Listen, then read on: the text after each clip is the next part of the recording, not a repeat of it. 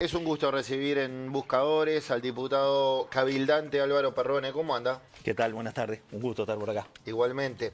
Bueno, la novedad es que Cabildo Abierto ahora llegó a 320.000 firmas respecto al plebiscito que el propio Cabildo impulsó, el de por una deuda justa y contra la usura, que se esperaba inicialmente. Ustedes pretendían que se votara, se plebiscitara en octubre y tengo entendido se va a presentar en estos días en la Corte, pero la idea es que se plebiscite, si todo está bien, tras los descartes y todo, en las departamentales de mayo. ¿Es así?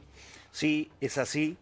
Estuvimos muy cerca nosotros de presentar las firmas para que se Mm. plebiscitara en octubre. Nos llamó mucho la atención la cantidad de firmas de descarte que había en el plebiscito que recolectó el PIT-CNT.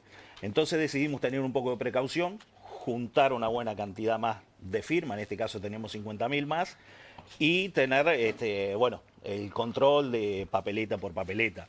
Se hizo un trabajo muy serio, se revisaron todas las papeletas. Pueden haber firmas que se van a descartar, sí, sin duda, pero ninguna papeleta está con falta de datos ni nada de eso. Así que bueno, la vamos a presentar, son 50.000 firmas más de las necesarias. Se van a presentar a la vicepresidenta de la República, la escribana Archimón, y de ahí se dará el trámite correspondiente a la Corte Electoral a la revisación de Bien. las firmas.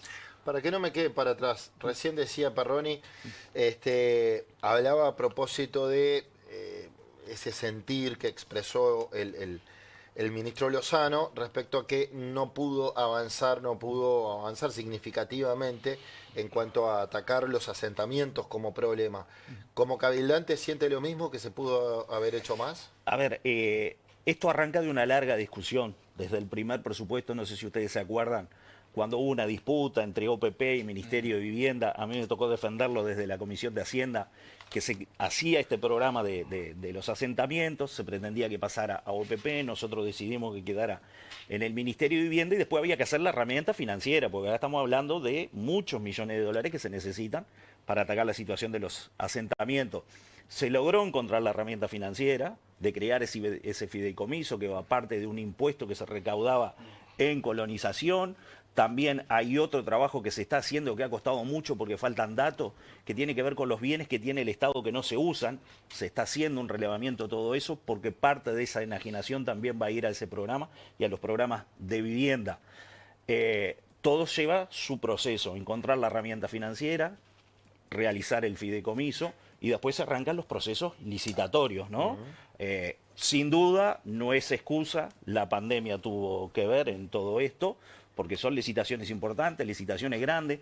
Cuando un asentamiento se va a regularizar, hay que encontrar el terreno donde se va a ir, hay veces que se quieren quedar en el mismo lugar, hay que ver cuál es el estado de situación del terreno, si es de un particular, o sea, lleva su tiempo. Yo lo que más destaco es que quedó la herramienta financiera para seguir trabajando al futuro, Bien. ¿no? Estamos hablando de obras muy importantes en contextos sociales críticos, donde, bueno, la asistencia social también tiene su juego.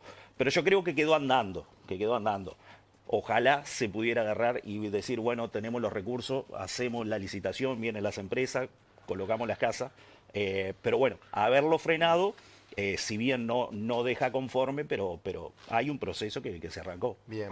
¿Cómo está la interna de Cabildo? Se lo pregunto porque he sabido en los últimos años ha habido una gran sangría y nombres importantes de Cabildo Abierto se han ido a otro partido.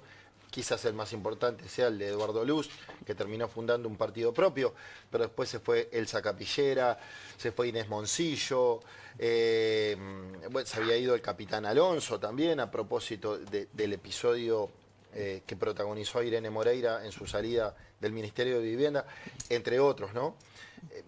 Moreira me decía, bueno, ha sido una puerta giratoria porque quizá no ha hecho el mismo ruido, pero algunos han llegado desde otros partidos a Cabildo.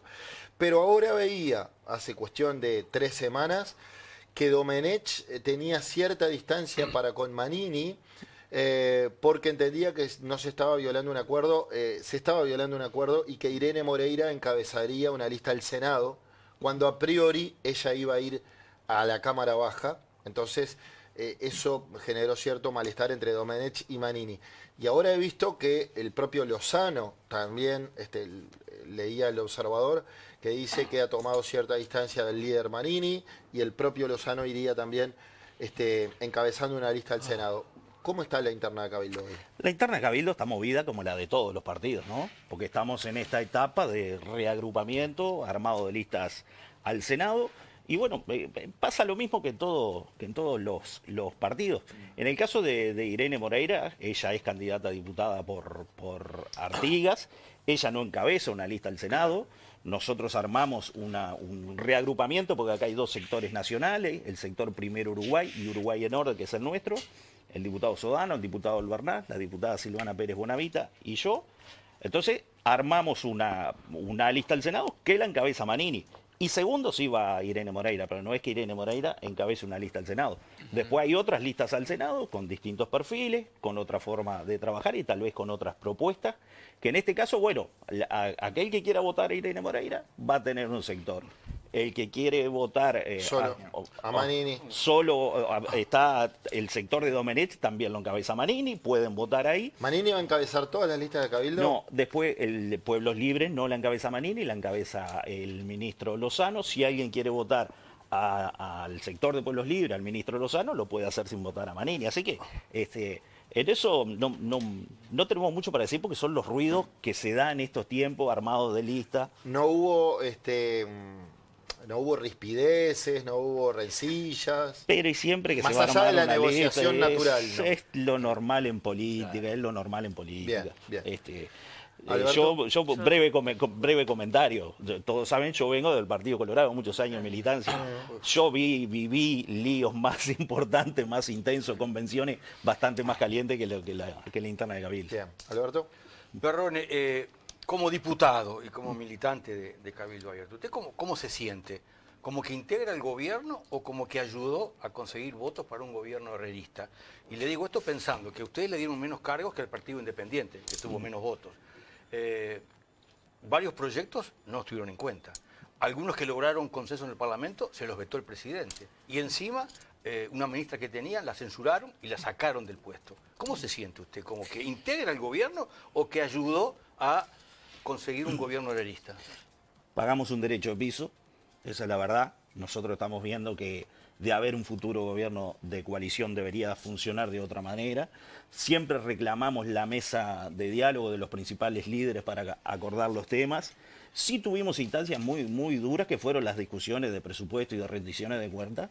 En la interna, la última fue, muchos recordarán que nosotros en cada rendición de cuentas peleamos por un aumento de la tropa, de los soldados, y la última rendición de cuentas, diputado, era a las 12 de la noche y no la estábamos votando porque no logramos poner de acuerdo en conseguir esos recursos. Hubo un acuerdo de que se llevara al Senado y en el Senado estuvieron. Después hay otros proyectos de ley que sí los hemos presentado, los hemos trabajado, porque tenemos que contar todo, ¿no? Y nuestro socio de la coalición dice, bueno, no, esto no sirve, no anda, y queda en un cajón ahí, pasan 4 o 5 meses, lo sacan del cajón y los presentan. Son cosas que en definitiva uno en política tiene que estar para mejorarle la vida a la gente y pelear por un mejor país. Sí molesta un poco que diga, che, cuando lo presentamos nosotros no sirve, cuando viene del otro lado sirve. Ahora pasa con la reestructura de deuda. Nosotros estamos con el plebiscito de la deuda justa y aparece ahí que nunca, no tienen por qué consultarnos, pero con el Banco Central hablamos mucho de este tema. Aparece esta reestructura que sale desde la banca privada con Banco Central. Bueno, no se nos tuvo en cuenta para nada. Pero no importa. Pero en definitiva le pregunto de vuelta, ¿se sienten parte del gobierno? Ahora recuerdo que fueron 2 vetos presidenciales. Tenemos 2 vetos. 2 que le echaron para atrás con veto presidencial. Tenemos ¿Se 3. sienten 3, peor todavía? 3. ¿Se sienten parte del gobierno o sienten que ayudaron a juntar votos para un gobierno herrerista? Sin duda que el Partido Nacional es el hermano mayor de este gobierno y el que en definitiva lleva los principales lineamientos, sobre todo con lo que tiene que ver con lo económico. Hubiésemos querido hacer más desde nuestro programa de gobierno. Somos muy críticos en seguridad, hubiésemos querido tener más injerencia en temas de seguridad. Hay veces que somos parte del gobierno, sí, sin duda. Hay veces que decimos, bueno, che, tenemos que ser parte de otra forma, de otra manera de funcionar. Bueno, mi pregunta venía parecida pero diferente.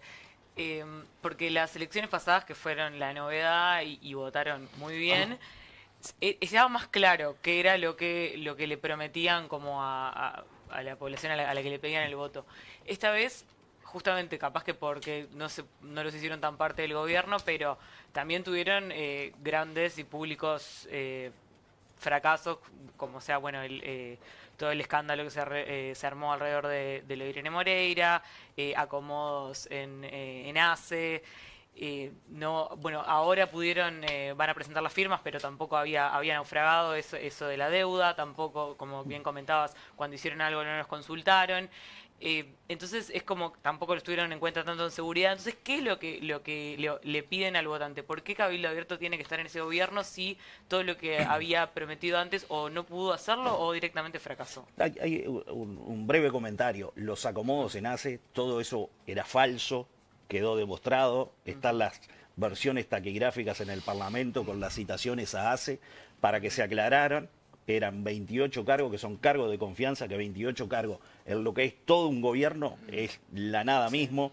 Entonces, bueno, todo eso fue una falsedad y todos los días hablamos que estuvimos mal en que Montaño hubiese dado un paso al costado, porque estábamos hablando de temas que en definitiva era falso, no eran los 135 cargos. Pero, perdón, aquella frase que se conoció, se divulgó sobre tenemos que meter uno de los nuestros, tenemos que meter un cabildante ahí. Eso no se puede desmentir. A ver, cuando uno pelea por un gobierno y quiere hacer las cosas, ¿desde dónde lo hace? ¿Ocupando los cargos? Si uno quiere llevar adelante determinadas políticas de seguridad o llevar los cargos, hay que ocuparlos. Sí. Hay veces que hay lugares importantes donde nosotros hubiésemos querido tener un representante que no logramos. Uno de ellos es Ministerio del Interior. No logramos tener a nadie porque estamos convencidos de otra política de seguridad. Sabíamos que en el Ministerio de Economía iba a ser muy, muy difícil. Después, otro lugar donde se hace mucho y es el que maneja el mayor presupuesto nacional es el Ministerio de Transporte. Entonces, en los principales lugares no logramos. Por eso hay veces que se dan los reclamos.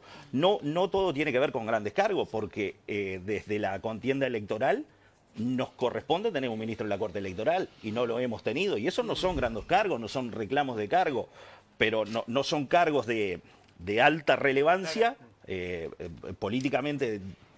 Sí. Quiero explicarme, pero ¿cuál es el legado de este gobierno de Cabildo Abierto que digan, bueno, con esto, por lo menos, de eso estamos muy orgullosos y ya aunque sea con esto, darnos otro voto de confianza. Otro voto de confianza y voto real. Bueno, el manejo de la pandemia estuvo al frente del ministro Salinas, ¿no? Gran parte. Así como está, se fue. Que se quemó con la política y no quiere volver ni a no sé si se quemó con la política, bueno, decisiones personales. Ahora, hay otros lugares importantes que ocupó Cabildo que fueron relevantes. Es la primera vez en no sé cuántos periodos de gobierno que no renuncia un presidente del INISA que puede terminar una gestión, ¿no? Por poner un ejemplo. Bueno, el INISA no es lo que digas, está pero por popular y que la gente dice qué bien que anda. Por poner un ejemplo, después tuvimos 2 ministerios. Después a otros cargos altos, sin ser el subsecretario del Ministerio de Defensa, además no tuvimos grandes lugares. Pero ahí me hablas de cargos, yo digo de qué digas, no, mirá, pasamos proyecto que cambió el país, o trancamos esto, bueno, lo que va de Cabildo ha sido claro, ¿no? Lo que va a cambiar, sin duda, entendemos nosotros, la economía de los más humildes y de la clase trabajadora, es el proyecto de reestructuración de deuda. Ese va a ser el principal. Eso lo pueden hacer fuera del conglomerado, eso lo hacen ustedes. No tuvieron apoyo de nadie. Lo quisimos hacer adentro. Pero respecto a eso, Alberto, él te va a decir el compromiso por el país, que fue lo que unificó. Lo que le pregunta a ella es algo tangible desde el gobierno que ellos hay veces que porque no sabemos si sale todavía, que es un problema muy real que detectaron ustedes, pero no lograron que el resto de la coalición les lleve una solución. Bueno, lo votaron todos en la Comisión de Hacienda en el Senado por unanimidad todos los partidos. Cuando fueron al plenario sonaron los teléfonos y ahí no votaron. No sabemos qué fue lo que pasó. Ese es uno de los ¿Sonaron los principales. teléfonos? ¿Es acusación a que sonaron presiones de actores Sin privados? duda, sí, Ok, sin no, pero duda, sin hablemoslo duda, claro. de Banco Central, Sí, sí. intercambio entre economistas, porque la política económica del Frente Amplio y la de este gobierno, del Banco Central, ha sido más o menos igual, no, ¿Oferta de no, dinero? Sí. no ha cambiado. No, yo eso lo puedo decir. Digo, pero el Banco Central siempre estuvo en contra, la banca privada estuvo en contra, el Sin embargo, sistema hubo un cooperativo estuvo en movimiento contra. para aquellos, algo se movió para condonar algunas deudas hasta 100.000 pesos. La batalla, de alguna manera, por titularlo, bueno, tuvo un pequeño triunfo que fue ese, ¿no? Que Sí, no lo pero muy diferente a Sí, la propuesta nuestra. estamos de ¿no? acuerdo, estamos de acuerdo. La Pero propuesta algo movió. nuestra abarca mucho más Sí, porque por también supuesto. alcanza al Estado y Absolutamente. el monto mayores. Sí, claro. Pero no me quiero ir del tema. Nosotros hoy somos el único partido que estamos hablando y que hemos ido en contra, porque entendemos que está mal, porque hay veces que, te voy a repetir una frase conocida, en política hay veces más que lo que se evita que lo que se hace. Tuvimos en la LUC o en el primer presupuesto, no recuerdo, el tema de áreas protegidas, que eso se venía un lío importante, fue Cabildo Abierto que evitó el lío. En la reforma de la seguridad social, nosotros tuvimos un papel importantísimo, que fue dura esa negociación, de que hoy se está hablando de confiscar los 22.000 millones de dólares que tienen a través del plebiscito que tiene la SAFAP, pero si no hubiese sido por Cabildo Abierto, esos 22.000 millones de dólares se iban del país, porque vino la reforma de la seguridad social que la SAFAP quería sacar el dinero del país para invertir y generar más ganancias. Cuando nosotros consultamos a la SAFAP, a ver cuánto más va a ganar, cuánto van a aumentar las jubilaciones, no nos respondieron, ¿no? Entonces, hoy se habla de esos 20, pero es bueno recordarlo que si no hubiese sido por Cabildo Abierto. Pero mire qué interesante, Parrón, pensando lo que le planteó Bambino recién. Lo plantea como una batalla que ustedes hubieran ganado, esa concesión que hizo el gobierno con deudores. Pero en realidad lo hizo para que ustedes no juntaran firmas para esto que ahora lograron. Lo hizo para desalentar a la gente en lo que ustedes estaban haciendo. Lo hizo para enfrentarlos a ustedes también en ese tema. No tenemos duda de eso. Ah, bueno. No, de eso no tenemos duda que fue, pero es muy diferente, ¿no? Es muy diferente porque nuestro proyecto de reestructura No, claro que es distinto. abarca al Estado. Pero lo que es inventaron uno. para sabotear el de ustedes. No sé de quién es el padre de la criatura ahí, si fue la banca privada o se salió del Banco Central o salió en conjunto. Pero no tenemos duda que tenía que ver con de alguna forma, Claro. bueno, frenar un poco la recolección de firmas y decir este tema está solucionado. Bien, de todas maneras, Manini siempre, bueno, no solo Manini, pero él como líder, siempre, estamos a un mes de las elecciones, procura posicionar a Cabildo Abierto como una tercera alternativa, ¿no? Y cada vez que puede dice, nosotros no somos como el Frente Amplio, pero tampoco somos como blancos y colorados. Aunque somos coalicionistas, qué sé yo, entendemos que ha sido una buena herramienta, pero no somos ni una ni otra. También recordemos que Cabildo estuvo a punto de irse de la coalición. ¿En qué cosas usted, más allá de esto que pretende plebiscitar en mayo próximo por una deuda justa y contra la usura, más allá de esto, ¿en qué otras cosas usted me dice, en esto somos distintos, tenemos otra sensibilidad? Se lo pregunto porque el episodio que motiva la salida de Irene Moreira y después la investigación que hace el propio ministerio con absoluta independencia, dice que bueno, que faltó transparencia, que hubo intereses conjuntos, hay unos rezongos importantes para la actuación de la ministra. ¿Cómo entonces se le argumenta a los indecisos, pongamos, de que Cabildo es una tercera alternativa, que no es ni como unos ni como otros? Tenemos las principales diferencias en seguridad, economía y política de droga, podría decir yo, por nombrar 3 puntos. En nuestro programa de gobierno hay 2 puntos principales: declarar la emergencia de seguridad y declarar la emergencia en la situación de drogadicción, de drogas. Ahora me comentaban, no lo he visto, que salió algún informe que no ha sido bueno la legalización de la marihuana porque no ha llegado a lograr el cometido que se tenía. En nuestro programa de gobierno anterior nosotros tenemos uno de los artículos, derogar esa ley. Sabemos que va a ser difícil, que va a ser imposible, pero bueno, las políticas de droga nosotros estábamos hablando. Somos el único partido que hasta ahora está hablando del tema. ¿Derogar qué? No, hablan de La ese ley- sentido del tema. Radio Dale. habla todo el día de ese tema, pero Bueno, en otro sí, sentido. habla incentivando al consumo. No. Más o No, menos. Ah, ¿sí? Porque, No. y sí, porque si le aumenta No tapa el sol con el dedo. lo que es ¿cómo es que se llama? El THC o no sé qué es Sí, lo que es, sí, el THC. que es más fuerte Claro, esa marihuana. El pegue, digamos. Bueno, Para que Radio, entienda el televidente. porque Radio lo es- aumentó a pedido de los mucha consumidores, información porque del los tema. consumidores Es muy decían- delicado lo que está diciendo, acusar a Radio de que está fomentando el consumo es terrible. No, por- Perdóneme, no, por eso le no, pregunto le quiero decir, una no cosa, le no. quiero decir que es un disparate porque no quiero agredirlo. a ver, si los consumidores No, dicen, che, esto no no me hace puede. nada, lo aumento. Entonces, cuando los consumidores digan, che, No, no. quiero más cocaína, ¿qué le vamos a traer la cocaína también? El argumento ¿Ha que, habido? no, el argumento bueno, que en el sí, mercado la verdad está que mejor esa que otra traerla droga a y le quieren nosotros que sacar los narcos. el mercado a los traficantes. No lo puede, no lo puede cumple- acusar de... no cumple Radio. No, a ver, yo... Me parece terrible lo que acaba de decir. Si tuviera Vamos el- por el- parte. Es la opinión del Si No, no, tuviera claro, pero eso el digo- poder, yo a Radio le hubiese pedido la renuncia hacía rato largo, porque le hemos votado cantidad enorme de millones de pesos a la Junta de Droga, intentando campañas de concientización, de explicar de que la droga es mala, que la marihuana es mala, todo esto, y Radio no ha cumplido. Bueno, Entonces tienen el Radio no Ministerio cumple de con el Salud Pública, legislativo. ¿no? Pero usted Que- entiende que fomenta el consumo. Pero y si Él le como aumenta funcionario a- público fomenta el consumo. a Acaba de pedido, decir. a pedido de los consumidores se le aumenta para que se droguen más, entonces no hay mucha es vuelta un en análisis eso. un poco Sí. pobre de todo Una esto. acusación. Después, No, bueno, pero el hombre se hace cargo. Bueno, pero Sí, si claro. desde Sí, el sí, momento sí. que dice que hace tiempo le hubiera pedido la renuncia, ya está. Claro, está fijando Si no una está de postura, acuerdo claro. No, con quedó lo que ha clarísimo. sido la gestión. Pregúntenle a Radio que venga a ver qué hizo con los 50 millones de pesos que le votamos a la última rendición de cuenta. ¿Que se los quedó? No, No está diciendo ¿y eso. qué no hizo? dije eso. Pues si le hay que preguntarle a él, ¿qué hizo con los 50? ¿Qué hizo? ¿Y qué Seguro. hizo? ¿Usted qué sospecha? ¿Se los quedó? No hizo la campaña, no, son dineros públicos. Que no ha hecho digo que campaña de Radio- concientización. No. Usted no dice hizo que no la ha hecho campaña campaña de de concientización No hay. para No hay el no campañas de- consumo de drogas. Pero un o sea, ministerio la entero política... de salud pública no también puede ir por ahí porque es un tema de salud pública. Bueno, pero eso lo maneja la Junta de Droga, es Radio el que maneja eso.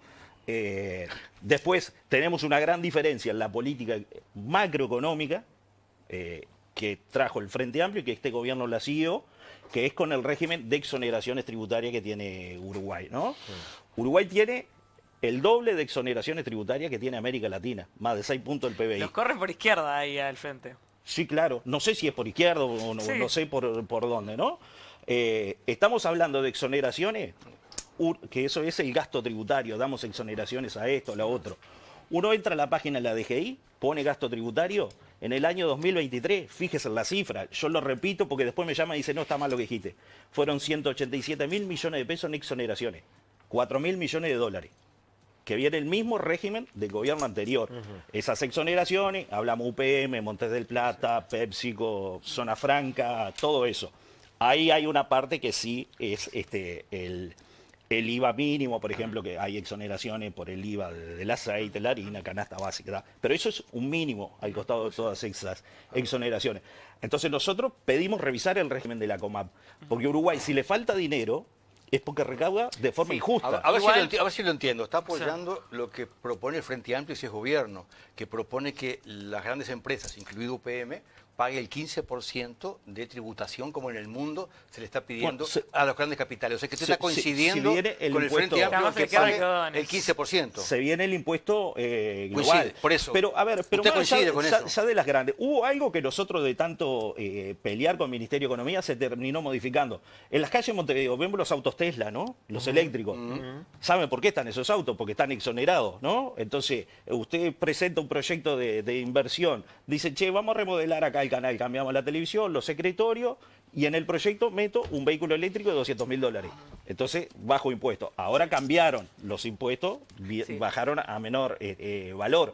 Pero había muchas avivadas y mucho escape en el régimen de exoneraciones. Entonces, había muchos que no pagaban impuestos. Entonces, los impuestos del país, la carga tributaria, está sobre el IVA. Entonces, el IVA El más es a quien le duele más. Sí. Igual aclaremos, creo que está todo el mundo de acuerdo que no se le exonere a quien no se le tiene que exonerar, a quien lo puede pagar, pero las exoneraciones tampoco son, sos un empresario amigo del Estado, te exoneramos. La idea No. es traer inversión que, bueno, se exonera eso para ganar un poco más, ¿no? Digo, para no confundir a la gente. Pero No, sí, creo no, que está bien. Revisarlo, todo el mundo está de Lo acuerdo. que se puede Uruguay revisar. tiene el doble de exoneraciones, los 6 puntos del PBI, contra el 3% que el resto de América Latina. Bueno, capaz que somos menos atractivos para invertir por otro lado, y bueno, pero y no hay que sé ganar si, ventaja si para... o sea, si yo no Uruguay, sé, si yo no sé Uruguay qué están siempre exonerando dice, bien. y yo estoy de acuerdo, que el principal atractivo es la seguridad jurídica del país. Cambian los gobiernos y Uruguay es un país seguro para venir a invertir. Entonces, bueno, revisemos el régimen de exoneraciones, ¿no? Hablábamos de los asentamientos. En el 2023 fueron 1.023 millones de dólares a las rutas, a la doble vía Ruta 5 y a los puentes, todo UPM, ¿no? Entonces, decir, el Ministerio de Transporte se llevó el principal presupuesto. También quedaban las expropiaciones que había que hacer para la vía. Veremos en cuántos años vamos a terminar eso para poder destinar otros dineros a otras cosas. Pero esas grandes exoneraciones también han llevado complicaciones económicas a tener que cumplir con todo eso. Perdone, ya casi tenemos que terminar, pero me queda un aspecto donde ustedes también tienen diferencias notorias con, iba a decir con el gobierno, ustedes también integran el gobierno, con el partido que lidera el gobierno, podríamos decir, que es la seguridad pública. Ahí ustedes entienden que Uruguay tiene que declarar emergencia en seguridad, algo que de hecho estaba en el compromiso para el país. Estaban en el compromiso para el país. Lo que les ha contestado Delgado más de una vez es, nosotros hemos bajado todos los delitos, no significativamente los homicidios, donde el propio presidente reconoce que el país tiene un problema en homicidios, pero de ahí para abajo hemos bajado todos. ¿Por qué entonces ahora vamos a declarar la emergencia? ¿Qué contesta Cabildo? Vamos camino a terminar con más homicidio que el último gobierno del Frente Amplio, si se mantiene la estadística. Yo hace un tiempo creo que estuve acá hablando de la cadena perpetua. Sí. ¿Qué significa declarar la emergencia de seguridad? Decir, este es el principal problema, volquemos todo el Estado a solucionar este problema. Mayor presupuesto, mayor cantidad de patrullaje, tecnología. La cárcel de máxima seguridad está en el compromiso por el país, a pedido de Cabildo Abierto, y la cárcel de máxima seguridad no se construyó. No funcionan los inhibidores de celulares adentro de las cárceles y los presos desde adentro manejan sus bandas de delincuentes afuera en el narcotráfico. Hay lugares donde la policía no entra. Si entramos a mirar para atrás los fallecidos, me acuerdo su nombre, Kiara, la niña que estaba jugando un 24 de diciembre y pasó un narco a los tiros. El ministro dice que entran a todos los barrios. Yo coincido con su visión, ojo, coincido con esa visión. Yo creo que hay barrios a los cuales no se... y están dominados completamente por el narco, digo, pero... el ministro dice que sí, que entra, que la policía está en todos los barrios. Ahora, no lo dice Perrone acá. Las estadísticas y las encuestas, las consultas de opinión, la población dice que el mayor problema que tiene es la seguridad. Sí, clarísimo. Entonces, es la seguridad. Entonces, bueno, es ahí donde nosotros queremos trabajar y aportar. Hubo una política que vino del Frente Amplio de retirar la policía y formar zonas. Entonces, cuando la policía... Esto no lo estoy inventando yo, es un grupo de asesores que trabaja con nosotros, que nos asesora en estos temas, ¿no? La policía no conoce el territorio, nosotros queremos la policía en el territorio, más seccionales, más comisaría, que hagan trabajo de inteligencia en el barrio, que se conozca. Tengo una pregunta, o sea, en conclusión de esa entrevista, es muy crítico con este gobierno y corriendo por izquierda del Frente Amplio, en alguna cosa. En un futuro, yo me lo resumo en mi cabeza así, en un futuro gobierno tal vez del Frente Amplio, ¿se imaginan votando junto al bloque del Frente Amplio si tiene o no mayorías? Porque yo creo que puede tener iguales o más coincidencias.